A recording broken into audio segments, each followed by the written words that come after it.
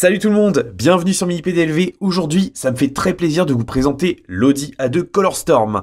C'est une voiture assez incroyable et je vais commencer par un fun fact. Cette voiture-là, pour chaque exemplaire vendu, Audi aurait perdu près de 7500 €. Mais qu'est-ce qui s'est passé? Comment on est arrivé là?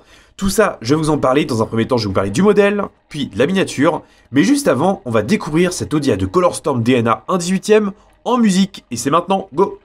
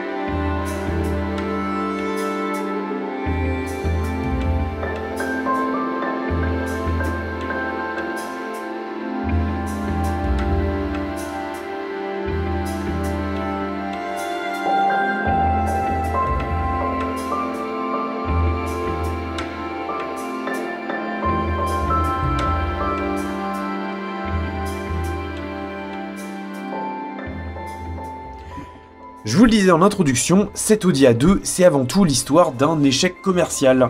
Et oui, malheureusement, ça arrive. Chez tous les constructeurs, personne n'est à l'abri. Et cette Audi A2, on peut dire qu'elle n'a vraiment pas marché comme elle le voulait. L'histoire, elle commence en 1997. À cette époque, Audi commercialise... Enfin, non, il commercialise pas, il présente le concept AI2. C'est l'histoire d'une citadine un peu surélevée, dans un style un peu futuriste. Il faut savoir qu'à l'époque, Audi, dans sa gamme, il y a des berlines, il y a des routières, il y a des limousines, et plus récemment, il y a eu la citadine compacte A3. Le but de la 2, c'est tout simplement de viser un autre public. Un public familial qui désire un véhicule un peu plus pratique. Sur le papier, c'est une super idée. D'ailleurs, il y a des exemples qui marchent tout à fait. Regardez, on a le Scénic 1, on a le Citroën Xara Picasso, qui sont des véhicules quand même plutôt longs et qui sont tout à fait adaptés à la famille avec une conception largement pensée en ce sens, avec notamment plein de rangements, des tablettes à l'arrière, une excellente modularité, puis une belle luminosité. Donc cette recette-là, en fait, Audi, ils l'ont reprise directement pour faire la 2. Sauf que si les Français ont fait des monospaces, Audi a fait un mini-space. En fait, c'est plus une mini-citadine transformée en mini-space. Bref, c'est un concept hybride qui est plutôt inédit, mais sur le papier, la recette est intelligente, d'autant plus que chez Audi, on a opté pour une conception 100% en aluminium. C'est-à-dire que chaque tôle a été emboutie à la main, même s'il y a eu des machines quand même pour aider, heureusement, ce qui permet d'avoir un poids très réduit qui descend à moins de 900 kg pour les versions essence. Alors pour les diesels, ça monte généralement légèrement au-dessus de la tonne, mais c'est quand même déjà une très belle prouesse. En plus, le CX, qui est le coefficient de pénétration dans l'air, il n'est que de 0,28, ce qui est très très faible, et ça montre bien que les designers et les ingénieurs ont très bien travaillé. En plus, cette voiture-là, elle ne fait vraiment rien comme les autres, puisque le capot avant, il ne se lève pas tout simplement, il se retire. Dans les faits, il n'y a pas vraiment besoin de le retirer, parce que, en fait, on a cette partie-là, qui est noire brillante, qui est en fait la calandre, qui peut en réalité s'abaisser pour donner accès tout simplement aux différents liquides qu'on peut réagréer par ce biais. Donc là encore, c'est une conception assez intelligente. Et finalement, l'Audi A2, elle avait quand même un peu tout pour plaire, mais malheureusement, le succès n'a pas du tout été au rendez-vous. Pire que ça, les ventes sont très faibles. Quand on a des ventes qui sont faibles, il y a plusieurs choix qui sont possibles, et l'un de ces choix-là, justement, c'est essayer de recréer une nouvelle dynamique. Cette nouvelle dynamique-là, elle prend la forme d'une version 3L. 3L pour 3 litres au 100 km. C'est une version diesel 1 litre 2, 61 chevaux seulement, qui veille justement à abaisser au maximum sa consommation et également réduire les émissions de CO2. 80 grammes de CO2 par kilomètre à l'époque, c'était quand même remarquable. Mais surtout, en 2003, sort la version Colorstorm. Le but pour Audi, c'est tout simplement de vraiment remoderniser l'image. Bon, là encore, on pourrait penser qu'il y a une petite inspiration. Parce que légèrement avant, Renault avait sorti le Scénic 1 RX4, qui est tout simplement une version pseudo SUV du Scénic. Cette recette, elle est reconduite sur l'Audi A2 ColorStorm, à la différence que là, on est purement sur un modèle traction. Seules les roues avant entraînent le véhicule. Néanmoins, on retrouve quelques gimmicks inspirés des SUV et des 4x4, avec notamment des extensions d'ailes en plastique. Ça suffit à moderniser un petit peu la ligne. On a d'ailleurs 4 couleurs de carrosserie seulement qui sont proposées. C'est vraiment très peu, mais la volonté d'Audi, c'était vraiment d'avoir des couleurs qui pètent pour avoir un modèle tout simplement qui se remarque. Les 4 couleurs, c'est le jaune Imola, l'orange papaye, le rouge Misano et le bleu Sprint qui est justement ici. Je dois reconnaître que j'ai eu un peu de mal à me décider sur la couleur, mais faut dire ce qu'il en est, un joli bleu, c'est toujours hyper élégant. Ces modèles-là, justement, ils sont bien équipés, ils ont vraiment une dotation qui est très très bonne dans la catégorie. Et ça a encore été un échec commercial. Malheureusement, sortir un modèle à succès avec une base qui plaît moyen, eh ben c'est un petit peu compliqué. Néanmoins, on ne pourra pas enlever Audi le fait d'avoir essayé. Le modèle à l'époque n'a pas séduit grand monde. Aujourd'hui, il y a vraiment de plus en plus de fans d'Audi A2. Et je trouve ça génial que ce modèle-là ne soit pas tombé dans les oubliettes. Et même si le modèle, de toute manière, plus personne n'y pensait vraiment, on peut toujours compter sur DNA pour nous en faire une belle réplique 1/18e. Justement, c'est le modèle que je vous présente aujourd'hui et qui tourne actuellement sur le plateau. C'est donc une Audi A2 à l'échelle 1/18e, la version ColorStorm bien sûr, qui est tout simplement commercialisée depuis peu par DNA. Alors c'est une réplique plutôt soignée, je dois reconnaître que la présentation est très valorisante. On a de beaux jeux de lumière. On retrouve les belles jantes à bâton inspirées des modèles RS4 d'antan. Et puis on a ces optiques aussi qui sont d'une grande finesse. Bon, on va la regarder un petit peu de plus près, cette Audi. Si j'arrive à arrêter le plateau. Voilà. On va commencer par l'arrière, bien sûr. Alors, déjà, ce qui est surprenant, c'est le faible poids de la miniature. Alors, autant c'est une voiture légère dans la réalité, autant la miniature l'est également, c'est assez surprenant. Alors bien sûr, DNA, ils font de la résine, donc c'est une miniature qui n'a pas d'ouvrant. Néanmoins, je trouve qu'elle est très intéressante à regarder. Alors au niveau de l'arrière du coup, puisque j'ai commencé par ça, on a tout d'abord des feux arrière qui sont très réussis. On a des points de fixation que je ne perçois à vrai dire même pas. Les mises en peinture des éléments sont très bonnes. On a un coffre qui est plutôt réussi aussi, avec une ligne de démarcation qui est bien marquée. On découvre également qu'on a une version 1,4 litre TDI. Alors moi j'aime pas trop le diesel c'est vrai, mais c'est certainement la version qui a été la plus commercialisée. Alors il faut savoir que la puissance c'était 75 ou 90 chevaux, mais il me semble que sur les ColorStorm c'était systématiquement le 90 chevaux, qui est une puissance on va dire correcte par rapport au poids. La finition est donc très bonne. Alors ce que j'aime bien sur les Audi A2 également, c'est qu'on a tout simplement un coffre qui est entièrement vitré et qui s'étend en fait sur le toit. Cette partie-là, en fait, elle est donc beaucoup plus lumineuse. Et pour les passagers arrière, si on tend la tête en arrière, eh bien, ça permet de voir le ciel. Et ça, c'est quand même plutôt cool. On notera que si d'habitude DNA opte pour des vitres souples, là, ce coup-ci, on est vraiment sur une vitre en dur. Donc, niveau rendu, je trouve que c'est très très bon. D'ailleurs, j'aimerais vraiment que DNA nous mette des vitres en dur sur toutes les autres vitres. Ce serait vraiment encore plus sympa. Et ça permet également de voir beaucoup plus les détails. Alors on perçoit notamment les lignes de dégivrage qui sont assez nombreuses et qui pour le coup apportent encore du réalisme.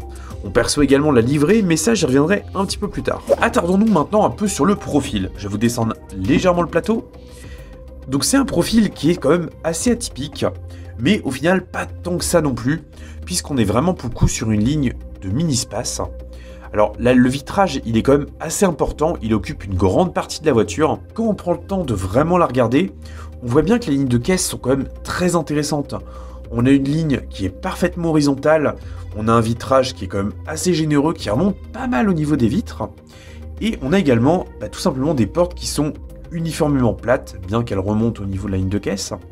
Et je trouve que tout ça, en fait, ça donne vraiment une impression de qualité, un sentiment de solidité que je trouve très intéressant. Évidemment, c'est une version ColorStorm, il faut marquer le côté un peu baroudeur. Donc on a également des barres de protection sur les portes qui rendent plutôt bien, avec le logo S-Line qui apparaît sur les baguettes arrière. On a également des jantes qui sont plutôt réussies. Faut dire ce qu'il en est, elles sont relativement fines. Alors on ne perçoit pas les écrous parce qu'ils sont en fait masqués derrière un petit enjoliveur.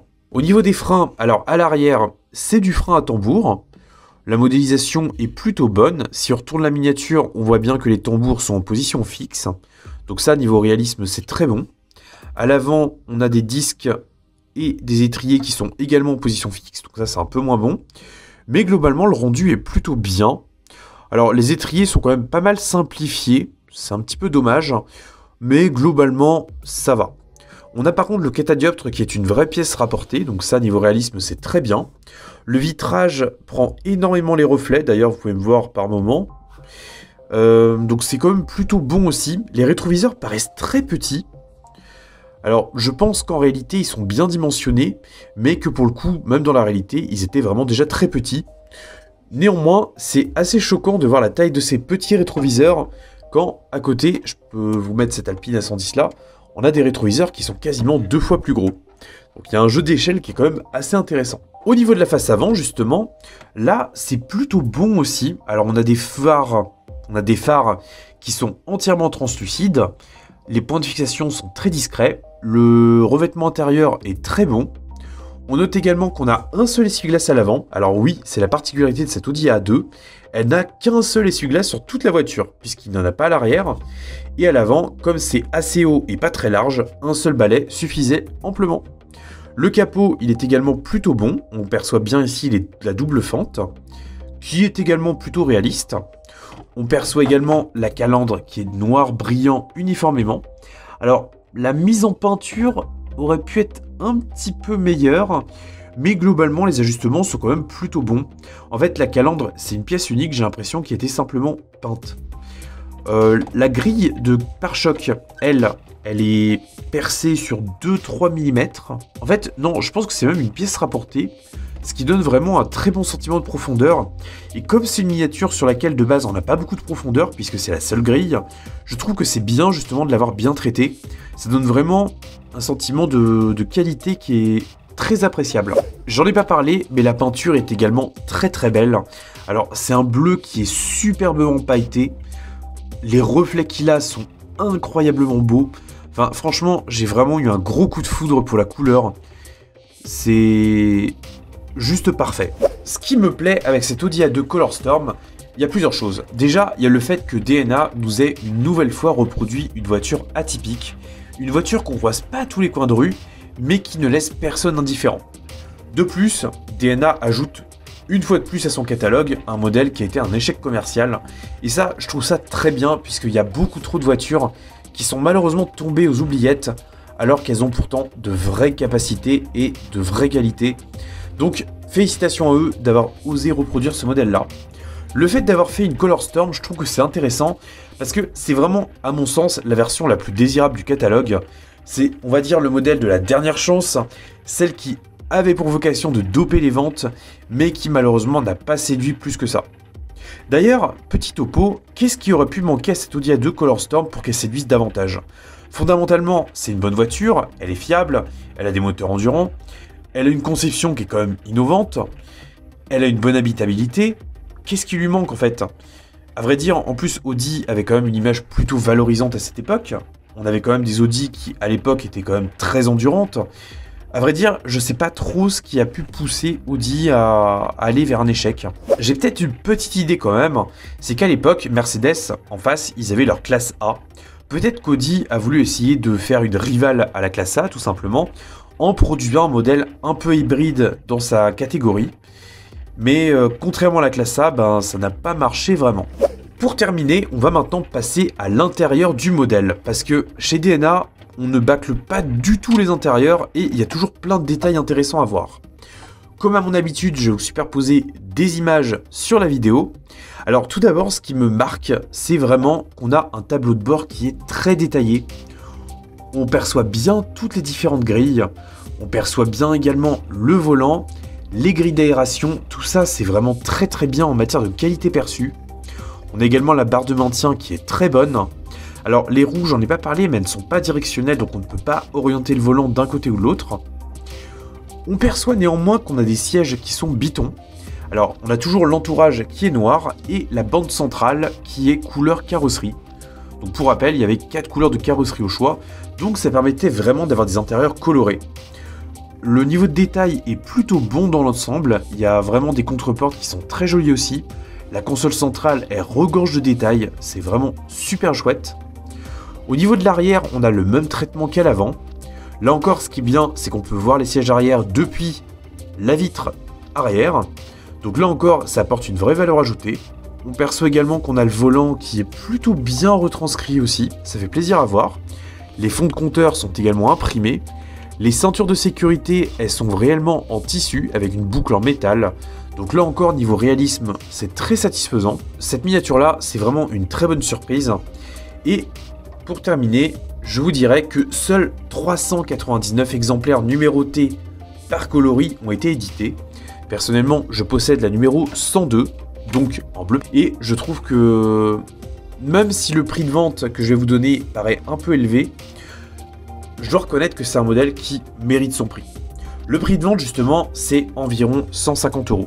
Alors, vous me direz, pour un modèle en résine de qualité intermédiaire plus, c'est quand même assez élevé. Il ne faut pas oublier que DNA, ils font des petits tirages, et donc, fatalement, plus le tirage est petit, plus le prix de revient à l'unité est élevé. Donc, fatalement, c'est pas un modèle qu'on pourrait retrouver à 60 € chez eux. Ce serait une vente à perte. Sur ce, j'espère en tout cas que cette petite vidéo vous aura plu. Personnellement, ça m'a fait très plaisir de vous présenter cet Audi A2. Je dois reconnaître que j'ai vraiment un faible pour les voitures atypiques et décalées dans le paysage automobile. Je trouve qu'un modèle qui a eu un échec, il y a toujours une raison à cet échec-là. Et généralement, quand on prend le temps d'analyser, c'est souvent un problème de temps en fait. Cette voiture-là, je pense qu'elle est née quelques années trop tôt. Parce que maintenant, il faut reconnaître une chose, c'est que dans tous les segments confondus, les voitures ont tendance à prendre de la hauteur et à s'inspirer des SUV. Et cet Audi A2 là, dans un contexte économique plutôt pas trop favorable, avec une tendance plus favorable justement aux petites voitures à tendance SUV, je pense qu'elle aurait été totalement dans notre époque. Malheureusement, c'est trop tard, sauf pour acheter cette réplique à l'échelle 1/18e.